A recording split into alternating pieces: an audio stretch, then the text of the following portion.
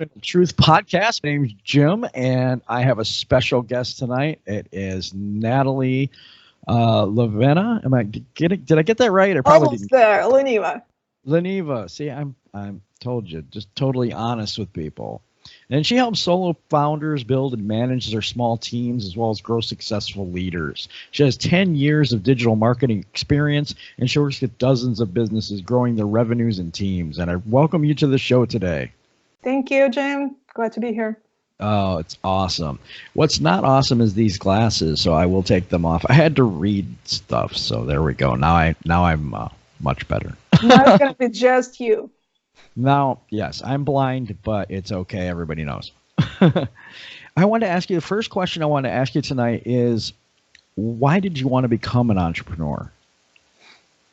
You know, actually, I didn't want to become an entrepreneur. The funny story, I know. So I read this book by Michael Gerber, E-Myth Revisited. And in the book, and by the way, I really recommend this book, especially for someone who's starting out. That's the really good book. In his book, he talks about the most common reasons for people to start the business. And the number one reason, guess what? What?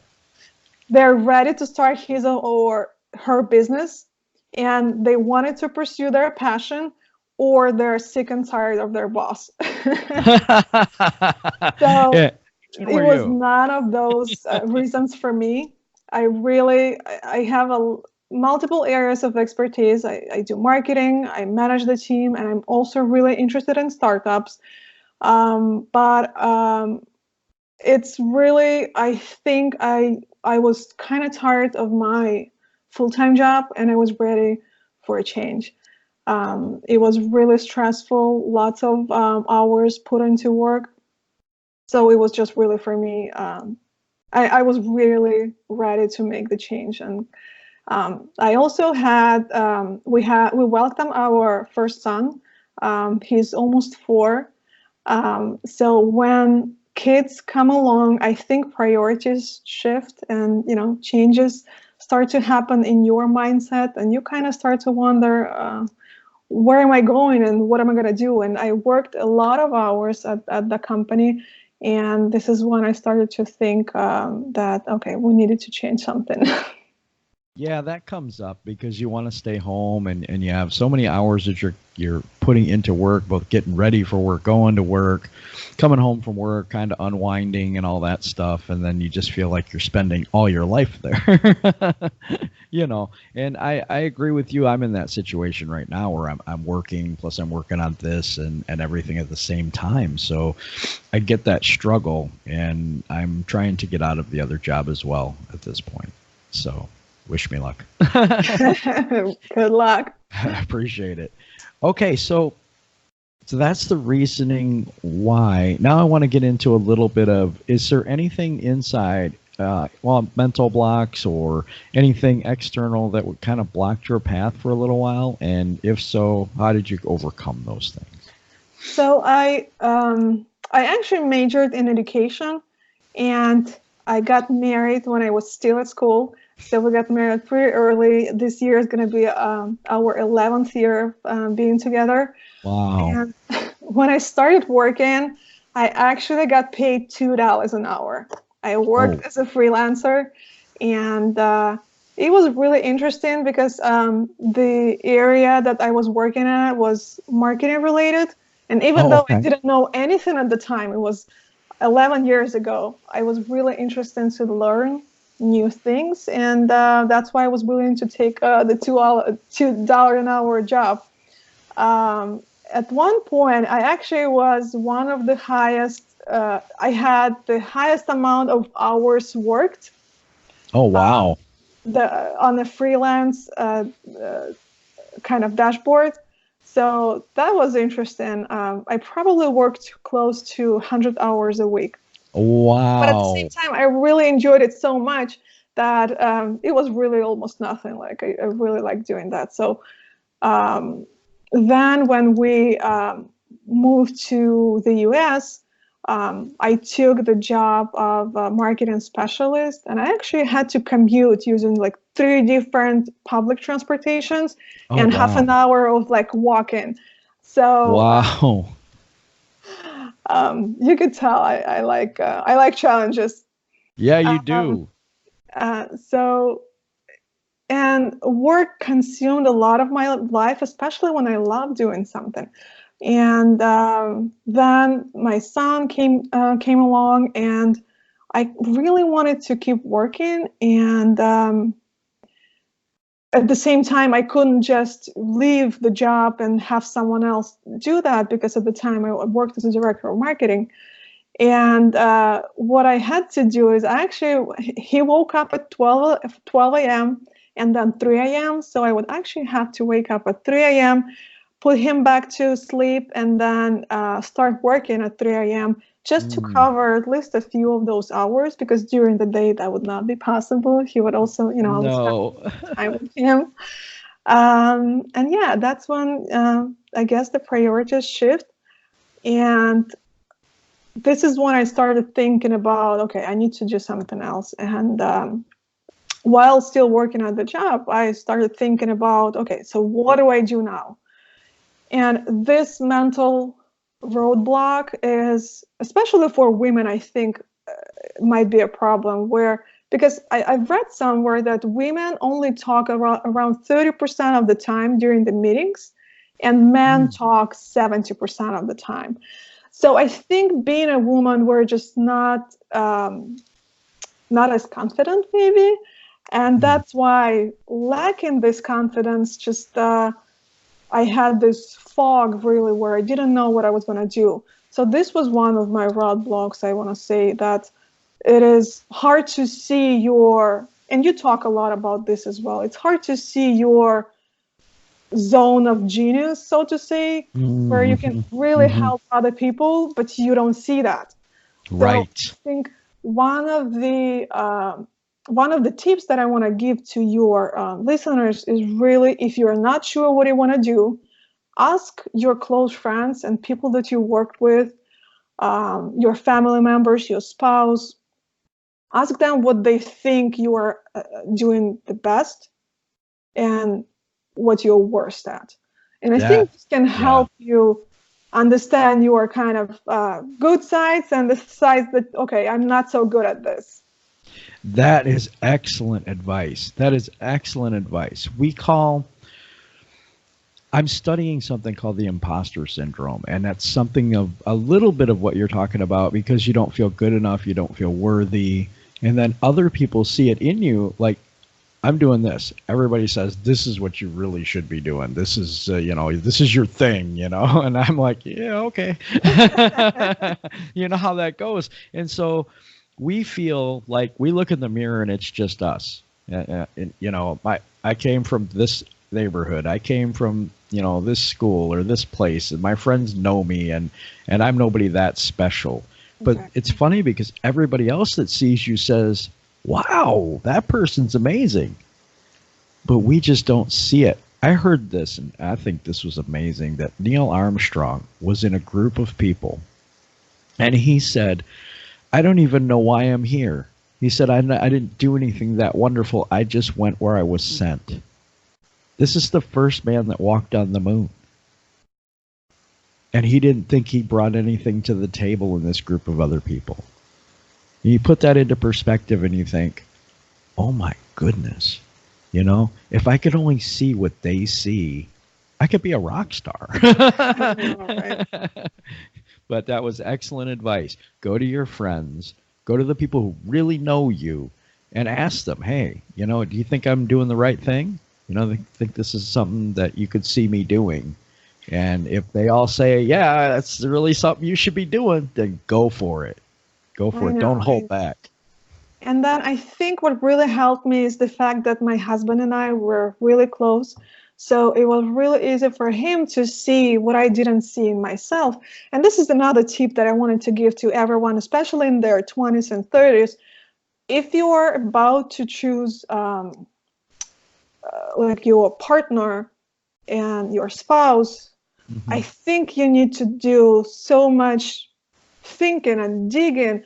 Let's take, for example, when someone wants to have a business partner, how much time do they take to research this person, do all kind of tests, and so much effort goes into that, but I think not enough effort goes into thinking about what is it going to be in the future with your partner. Wow. And a partnership can really make or break your everything, really.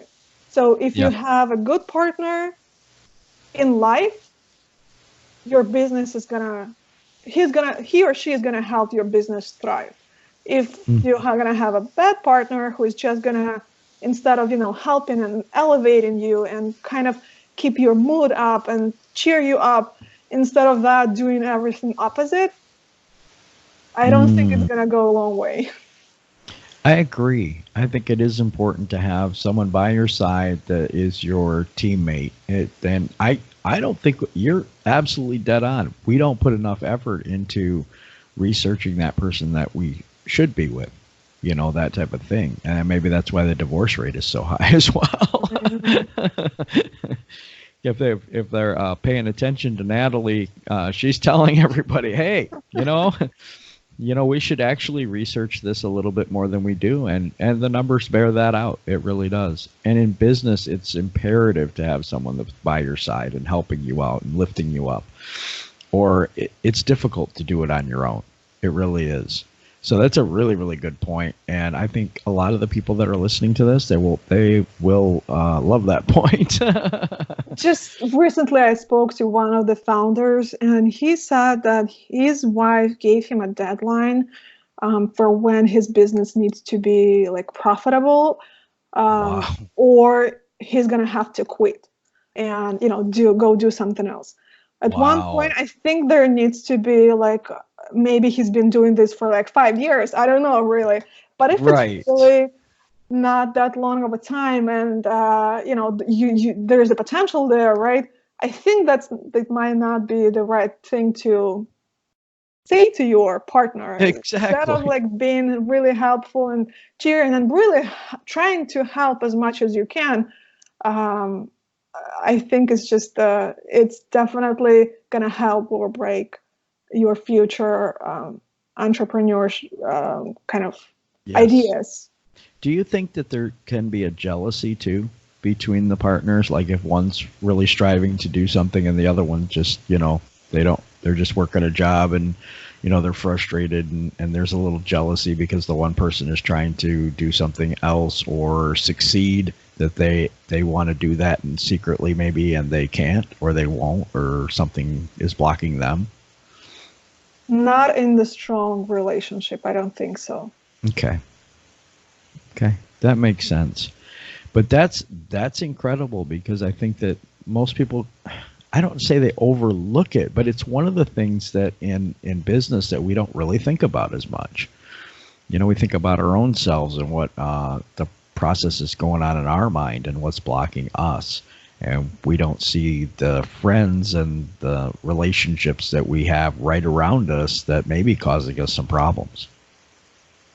And keep in mind, the statistics also doesn't work in our favor.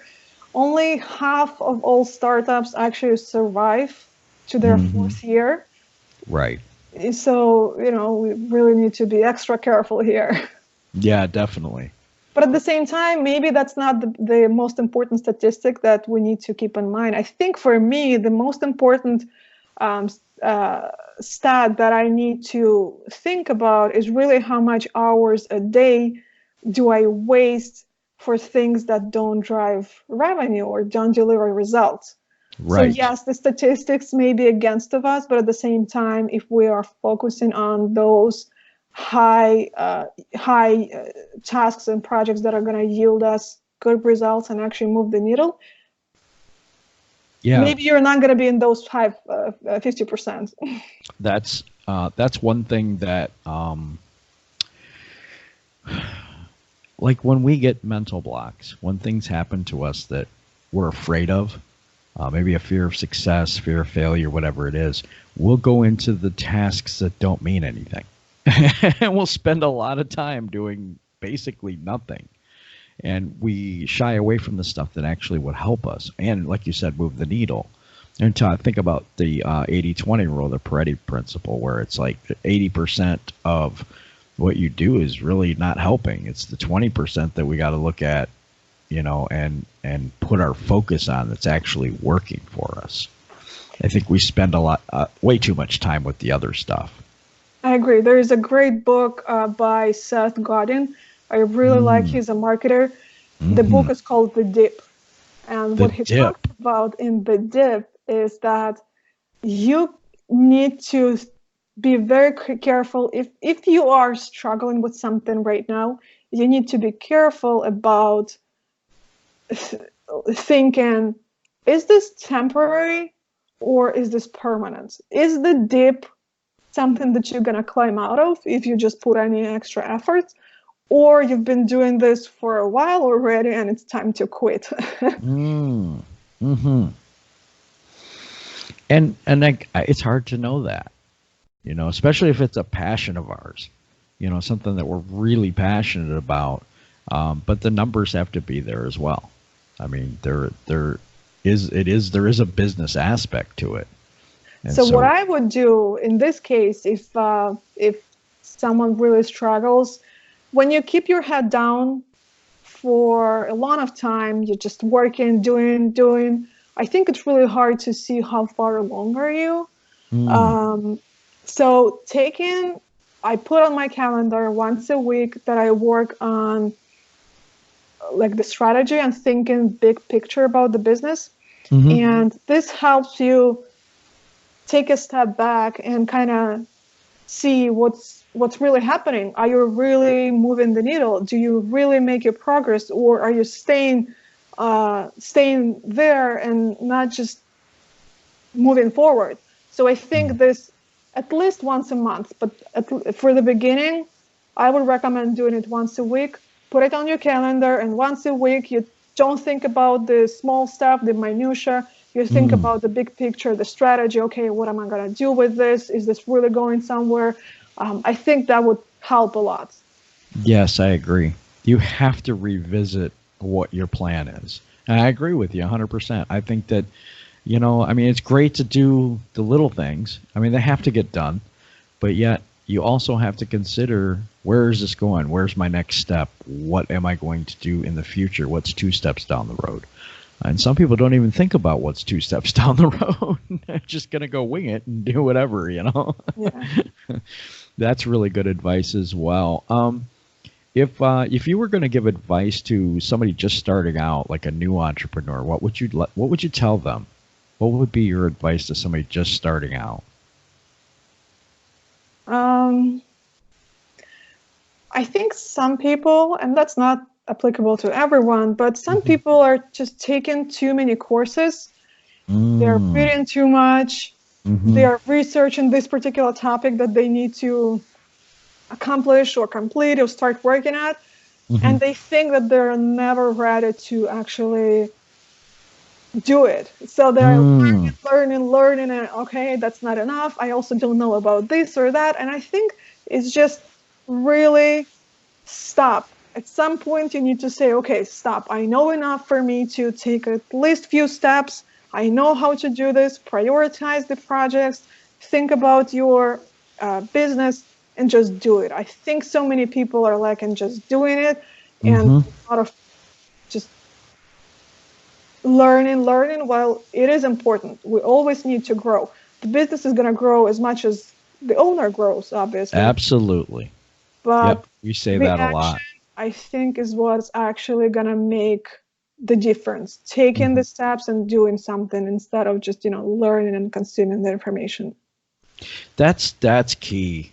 And Laura Langemeyer talks about that, and she says it's plan to plan to plan to plan, but you never do anything.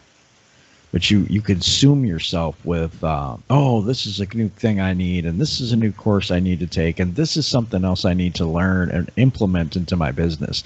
Also been called the shiny object syndrome. Exactly.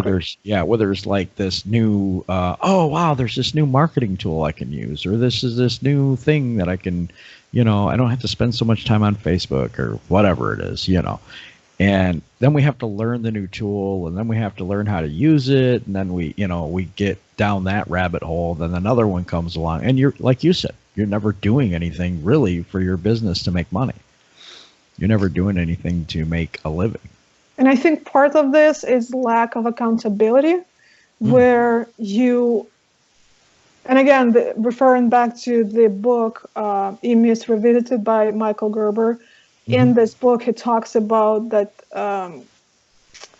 when we are trying or thinking about going on our own, we think that, okay, this dummy dumb boss is no longer there. I'm going to work for myself. I'm going to do what I want to do. No more boss.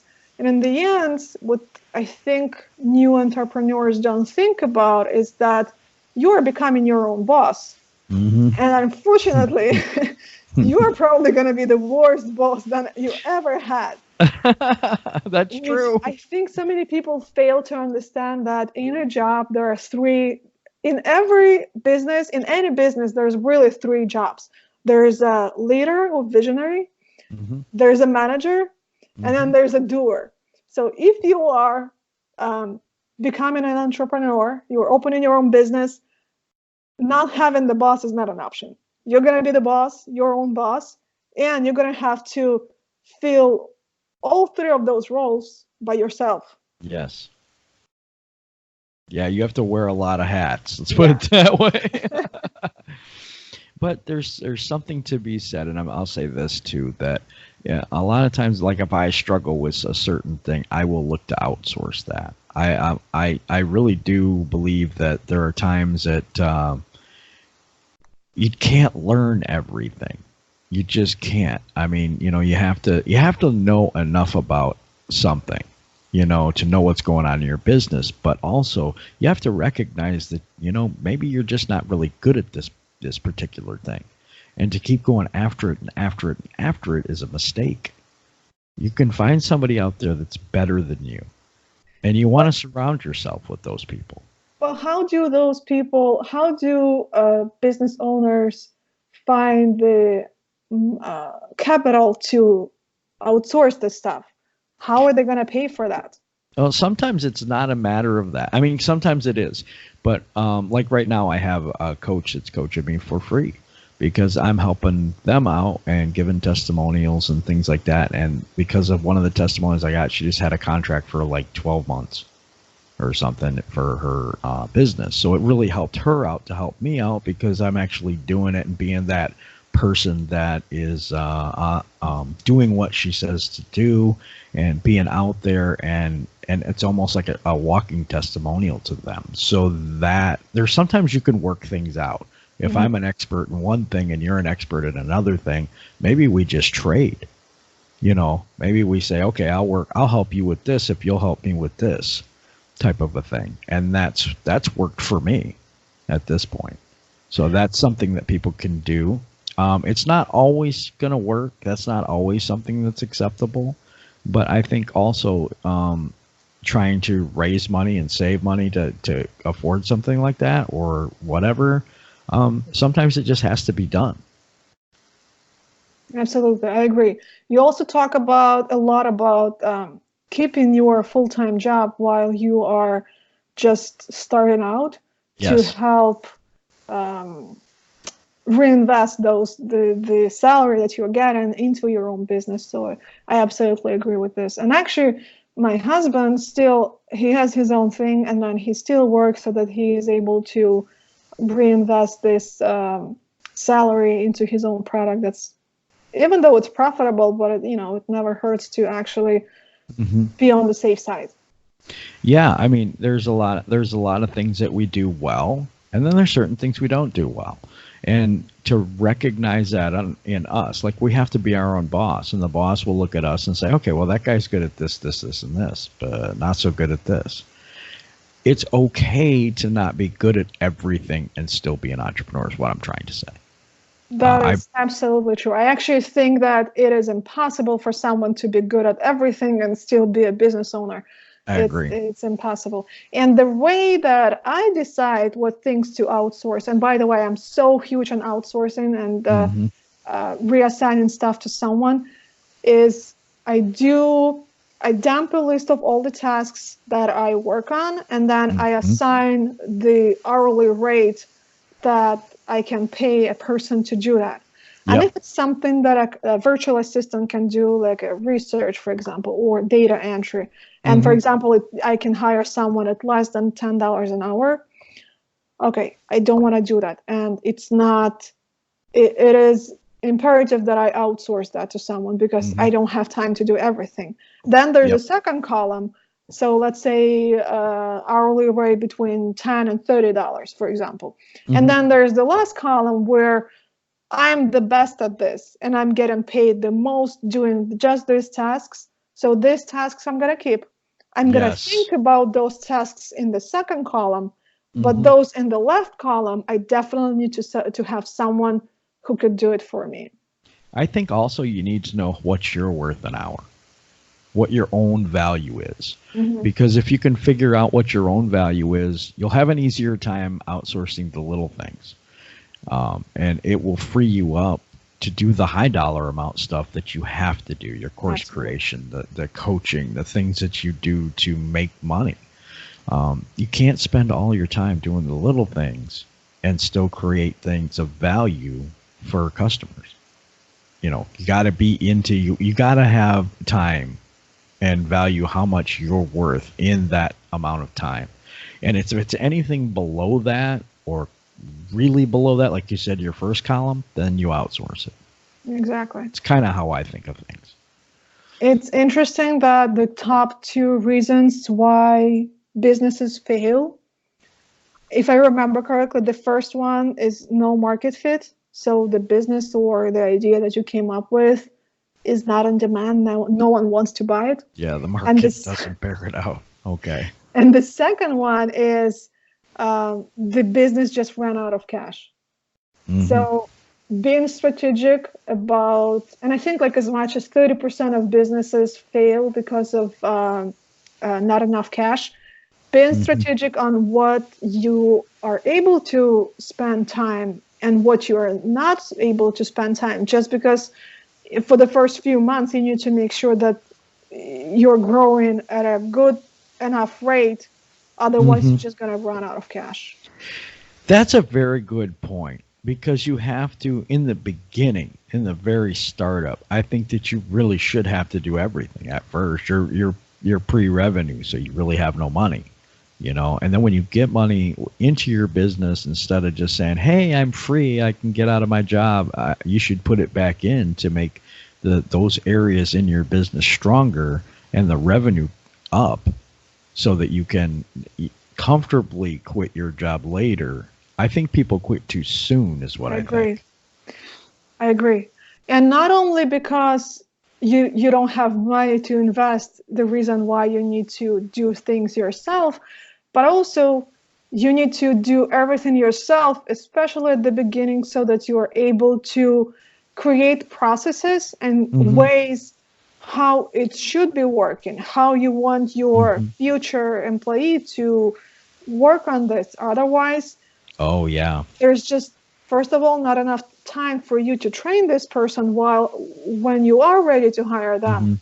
And you're talking about SOP, like a standard operating procedure. Yeah. And that can be done very early in your business too, as you're thinking about the future. I think another thing that we have a hard time with as entrepreneurs is we may be good at talking to people, we may be good at sales, or we may be good at this, but we may not be as good at the financials or the numbers. I think that we need to get outsourced and get close to people who are very good at numbers, like bookkeepers and things like that, so that we don't put all of our money into something that, like a new shiny object or a course or things like that we continue to try to educate ourselves, which I don't think that's a bad thing. But I think we need to be careful in the beginning, because like you said, cash flow is very important when you're starting a new business. So I think that There should be maybe a consultant or somebody in our life that knows a little bit more about the money side of it than we do. Because sometimes we'll just, we're going for it, A lot of us have that heart of, we're just going to go and trudge forward and that's it. And we do need to be wise, and we do need to be more careful with what we do with our revenue. But at the same time, I don't think that maybe outsourcing the money part is the best word of advice, just because maybe money is something that the business owner needs to tackle on their own. Otherwise, there's just not going to be this whole... I was talking more like a mentor figure. Oh, I see. Do you know what I'm saying? More like somebody that's already been there, that would be willing to mentor us and say, yeah, that's probably not something you should spend on. Right. You know what I mean? Watch out about this area of your business because it looks like there may be a problem. I agree. No, this is good. Yeah, it wasn't so much outsourcing that to, like an accountant or something like that. I'm talking about, I think we need mentors as entrepreneurs. I really do. I really believe in that. And I believe that because they've been places we haven't been yet, especially starting out. And so that's a good thing to get someone else's eyes on it, because we're so passionate about what we do. Sometimes we're blind to certain things that we just don't see. I agree. I probably spent thousands and thousands of dollars on education, on coaching, on getting help from other specialists where I may not be the best, I may not have the best knowledge just yet. So I agree. Yeah. And I think even those coaches and consultants and people who you probably don't think even have coaches and consultants, but they do. So many of them do, just because they understand the value of, okay, I can either spend researching this topic myself for like a week or a month or a year, or I can hire someone, pay them probably a tenth of what I would spend learning this and making these trials and errors and just show me the path. Every single one of them would do that. Yes. And it cuts out so much of the trial and error, too, that we go through. And I totally agree with getting a coach or a mentor. I totally believe in that, because it's hard to move forward because you're in the forest. You're just seeing the trees, and they're on the outside looking over and can see the path that you need to go to get out. Yeah. So that's why I believe in that. Oh, it's been a good discussion so far. We've covered a lot of topics so far. This is amazing. Did you ever have, and I was going to go back to some of the like the mental things. Have you ever had like any doubts of yourself or anything like that when you were coming up? Absolutely. I still have doubts. I think it's work in progress. I really think everyone maybe have this, and I think it's good. It's just it's part of being having this humility. So I think it's good. But yes, absolutely, and having this partner who can help you see, who can help you see what you're not able to see yourself, I think it has been crucial for me. And if I would not have this partner, I don't know what I would do. So I think you need to have someone in your life, someone who really, really knows you, to help you with that in those moments. I totally agree with that. It's something, it's so important, yet we don't really think about it. I mean, I haven't heard this come up in an interview that I've had yet. And so this is a really, really good point. Now, I've had it where others have had a hard time, where the spouse isn't supportive and they're like, hey, you need to go back to work, or you need to quit doing this and do something else because we're not getting the income right now, or that type of a thing.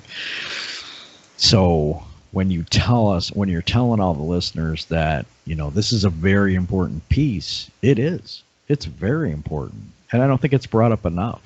I don't think that has been brought up enough. I think so as well. And that's what I talk to the people that I help coach.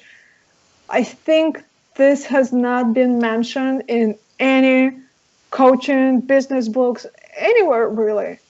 And I think agree. this is just yet so important because especially when your spouse goes through like downsides, when they are depressed, yes, when there is nothing that seems that can help, I think it looks ugly. And I think if you don't have anyone to help you,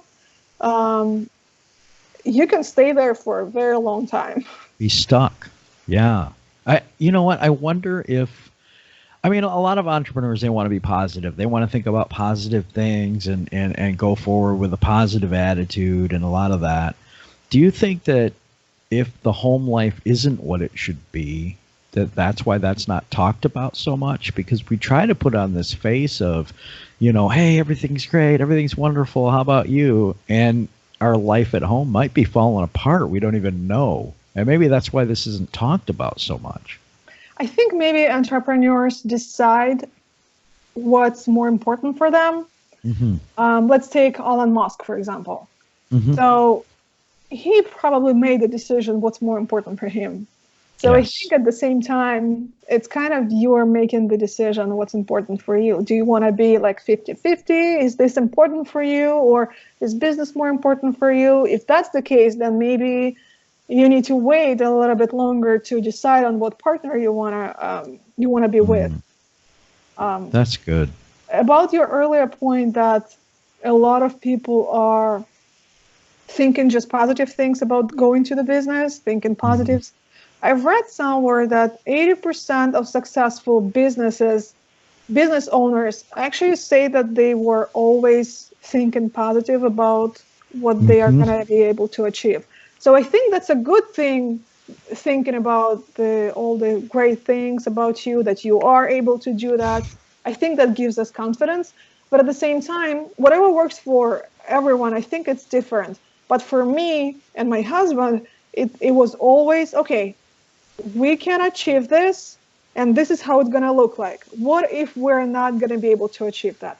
What's the worst that can happen to us? And then you start thinking about, okay, what's the worst that can happen? The business is not going to work. Then I'm probably going to spend a year worth of my life, and you need to think about, are you ready to do that? And probably you also need to set a goal.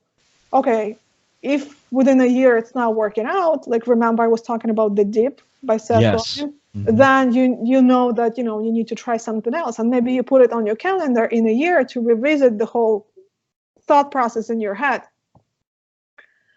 Where was I going with that? That is totally okay. You were talking. So what I was talking about is think about the worst thing that can happen. Yes. And for us, it was, okay, we're not going to get the salary that we would expect to get in a year. Okay, that's fine. What else can happen? Okay, I'm losing my job because I don't have time to dedicate whatever. What else can happen? Okay, we're going to have to move into a smaller place or sell our house. You just need to think about this so that you are prepared. And I think when you are prepared, that's the biggest part for me and my husband. We want to be prepared. We want to know what to expect if the worst thing is going to happen. It's worst case scenario. And a lot of people do that. A lot of people say, hey, what's the worst thing that can possibly happen? And then you start thinking about it. And it quells your fears is what it does. It really does. It's like, okay, you know what? That's really not that bad. I could probably deal with it. I could probably handle it. And therefore, it takes away the fear going forward. Because you already know if the worst thing that can possibly happen happens, you're going to be okay. It's not that bad. I agree. Right. Because our fears snowball. So if we start thinking about it in our mind, at first it's not so bad. And then it's like, oh my God, I could lose my house. I could lose my car. I could lose this. I could lose. And we just keep going and going and going. And the fear continues to build as we do that. But if you go and you say, hey, these are the worst things that can happen, and what would we do in that situation? And you agree on a plan, now that fear goes away and doesn't build. And now you're free to go forward. I really like that. I really I like like that that as well. idea. Yeah, I love that idea. What I was saying earlier, though, with the relationships, is that I think that we as entrepreneurs, and we try to be positive, and that is a good thing, but we don't bring up the negative. So if there's something at home that's going on, it doesn't get talked about. And that's why I was saying that's why it's probably not in books and out there for us to hear about, because we try to hide a lot of that stuff. I mean, or not, maybe not hide it, but we don't talk about it. If it's not positive, we don't talk about it. Just, if your spouse at home wasn't helping you and was just, like, whatever, it's your thing, I don't think we go and say that to anybody. I agree completely. Actually, I coached a couple of people who were depressed. And I think one of the things that kept them being in that state is the fact that they kept listening all of those podcasts where people talk about the successes that they have. Their startup is doing this, or they're, making thousands and thousands of dollars, and you are thinking and sitting there and thinking, oh my God, why am I so bad at this? What's wrong with me? Right. And I think the first advice that I give to them is start listening to those podcasts or those things that are talking only about positive, that make you think, why am I so worthless? Instead, hire a coach who can take you from where you are to where you want to be. Because those podcasts that talk about the successes, okay, I've reached, from 0 to 100,000 in 5 months. And they don't really tell you exactly how they did that. So it's useless to you. Right. And also with that type of thing, it's Lynn Silva talked about this in the first one I did, that she says, yeah, I'm an overnight success. I started in 2013. Exactly. They don't tell the rest of the story. Absolutely. And I think that's what we're trying to do here. We're trying to dig in deep and find out the real truth about the obstacles and the blocks. And I don't want to call it negative. I want to call it reality. I don't think you have to be, I like being positive, but I don't think it helps some of the struggling people out there to not tell everybody what is going on, why we don't think we're going to make it, or things that are blocking us. And I'm trying to help bring that out so that when they listen to this podcast, when they listen to this, they'll see, wait, these are real people. These people have been through struggle. These people have been through cancer. These people have been through surgeries and kidney failure and all these other things that have happened to all these people, and yet they've overcome.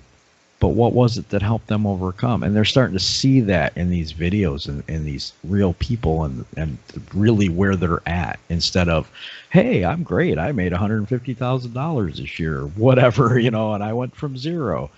But they don't tell the rest of the story, and that's what we're trying to do here. And so that's what my tagline is. It's like, what's your story?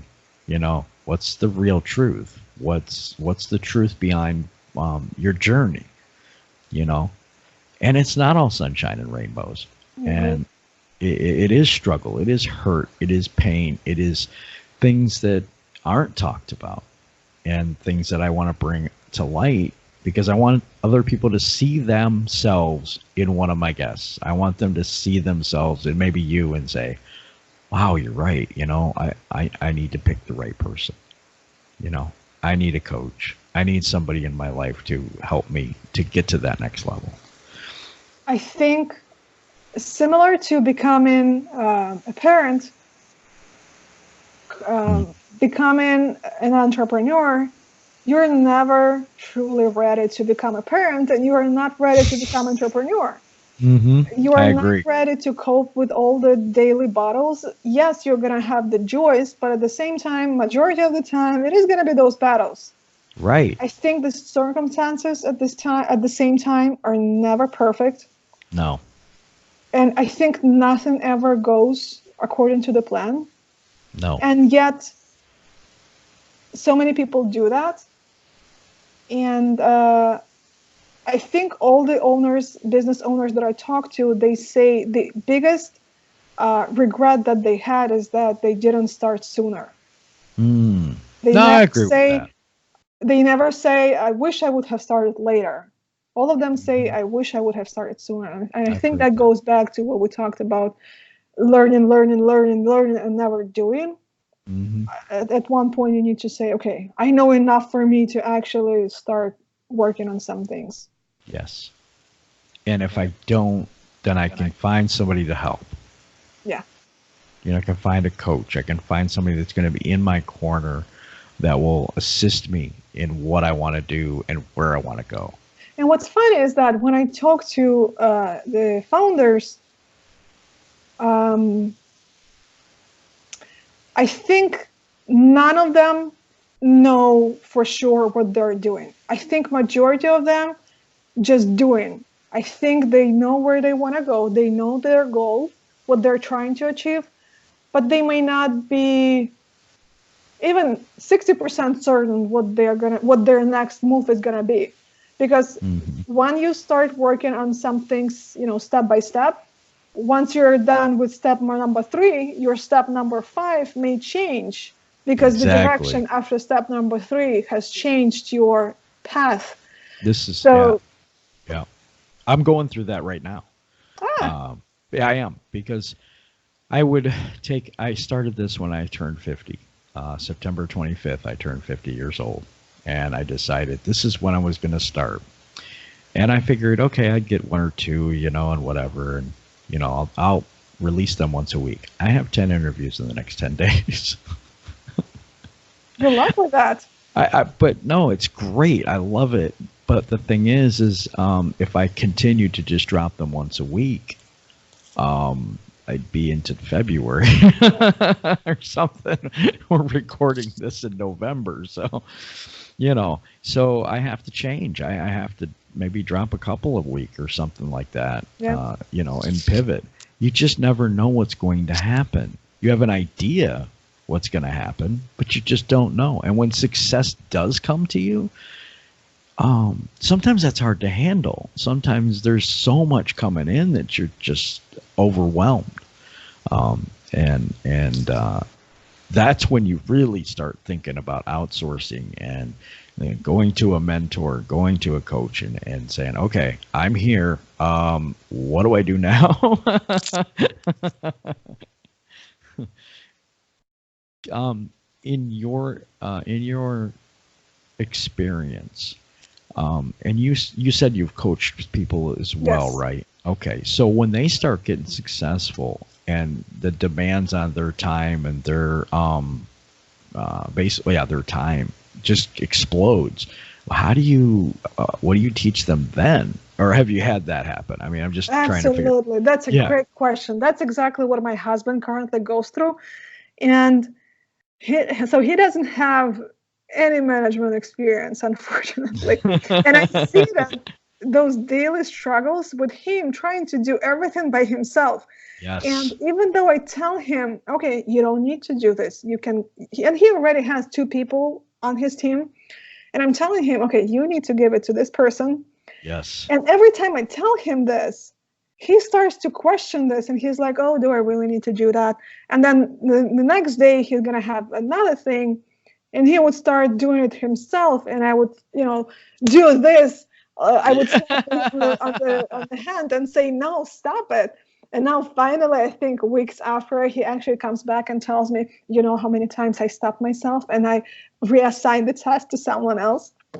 So I think what I help business owners with is I come to their teams, if they have a team, and I tell them, okay, this person's time is the most important just because he's the one paying money, right? He's the one paying you salary or whatever. So we need to guard his time. So we need to take as Mm. much as possible off of his plate. Yes. And you would need to do that. Yes. So I think once I do that, that helps a lot for them to realize. And for the business owner, it's really hard for him or her to say to their team, guys, I really need help. Can someone do this instead of me? I think it's a big challenge for them.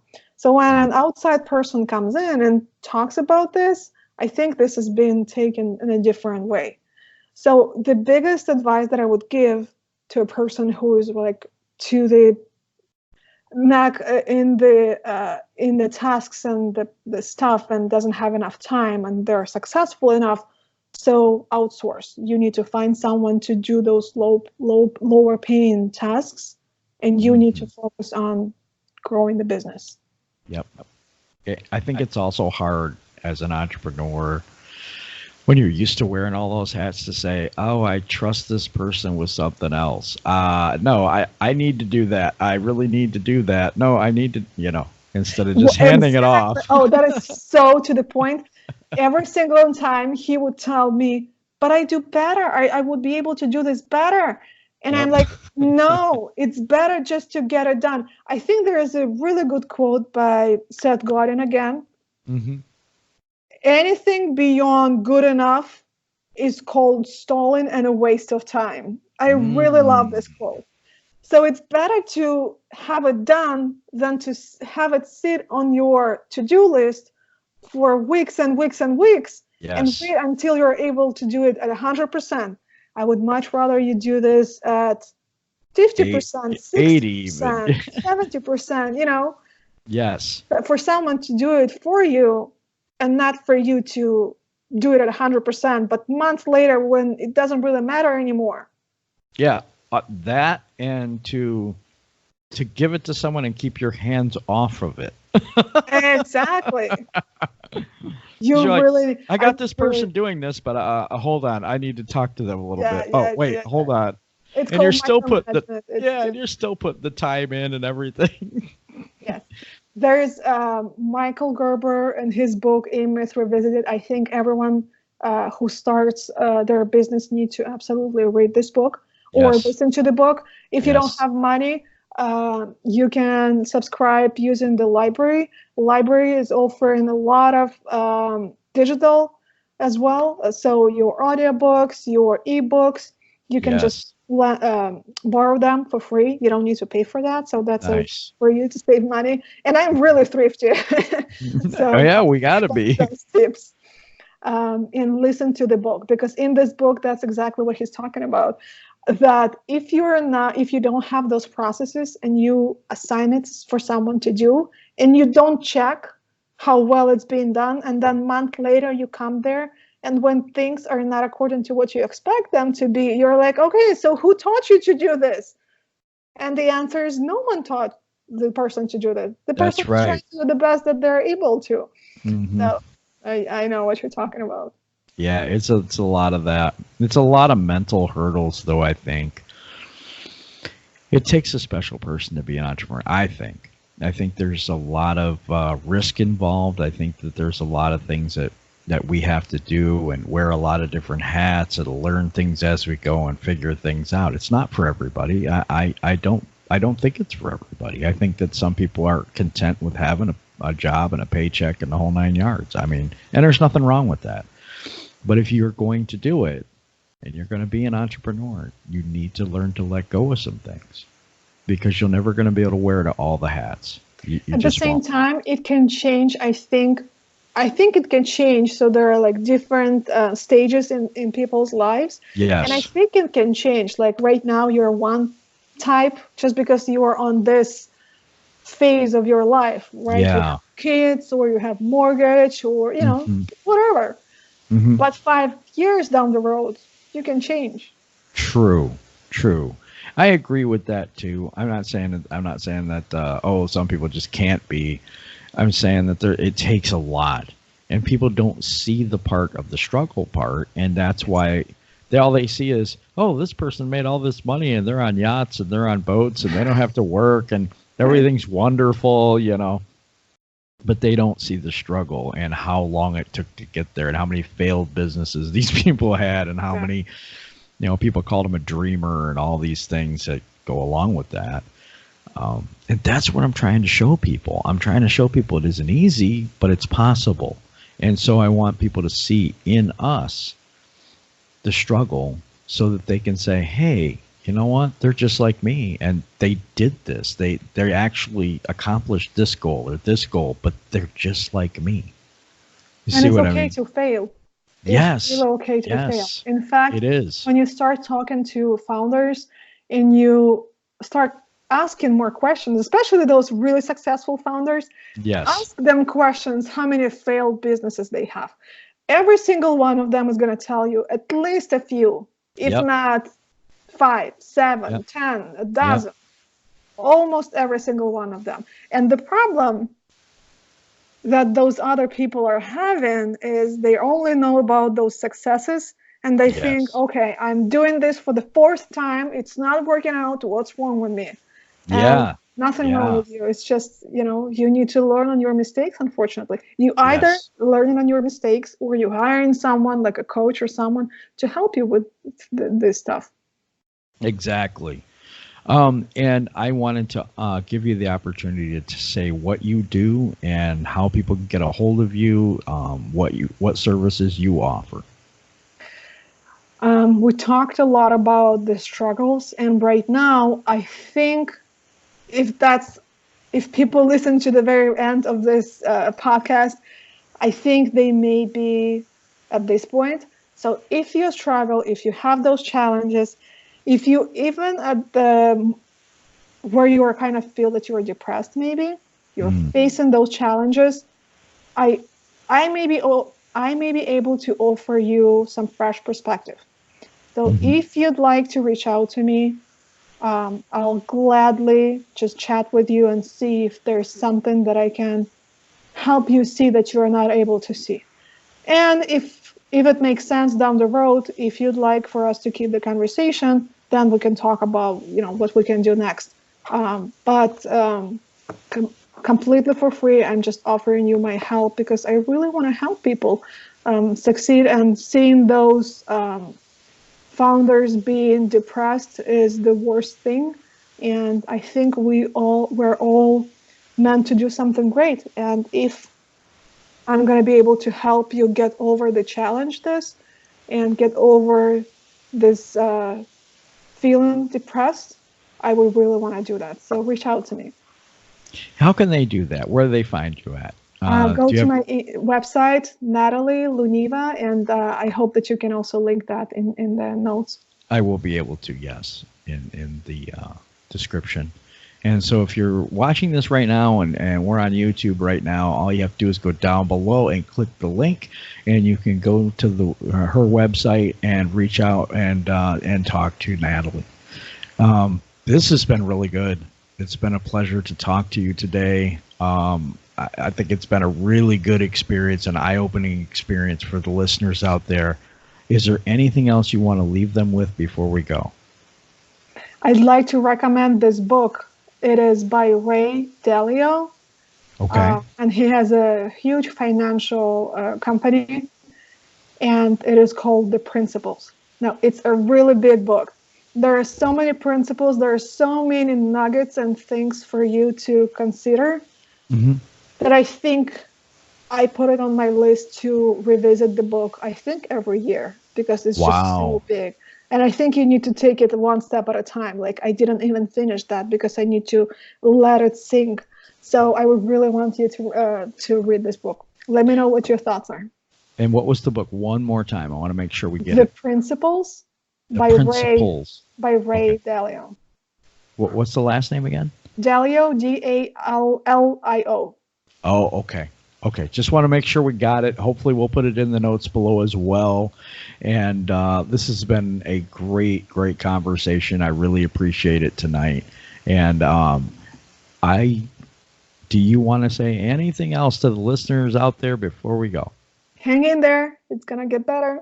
It will. It will get better. Thank you for listening, and we'll be on in the next episode. And I appreciate each and every one of you listening tonight. We appreciate you, Natalie, for being here. And everybody, you have a wonderful night. You too. Thanks. Bye-bye.